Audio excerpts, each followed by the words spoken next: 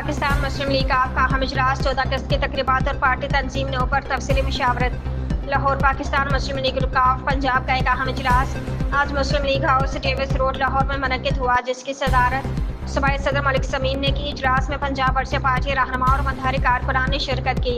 इजलास में मुल्क की मौजूदा सियासी सूरत-ए-हाल, पार्टी की तंजीमों, अवामी राब्ता मुहिम और यौम आज़ादी 14 अगस्त के मौका पर खसूसी तकरीबात के हवाले से मशावरत की गई। इस मौके पर शुरका ने इस अज़्म का इज़हार किया कि पाकिस्तान मुस्लिम लीग अवाम की हकीकी नुमाइंदा जमात है और नजरिया पाकिस्तान के तहफ़्फ़ुज़ और जमहूरियत की मजबूती के लिए अपनी जदोजहद जारी रखेगी। इजलास में फैसला किया गया कि 14 अगस्त को शायान शान तरीके से मनाया जाएगा। इस मकसद के लिए तैयारियों का आगाज़ कर दिया गया है और एक खसूसी इंतज़ामी कमेटी भी तश्कील दी गई है, जिसकी सरबराही नदीम पहलवान कोऑर्डिनेटर वज़ारत सनअत और तिजारत करेंगे।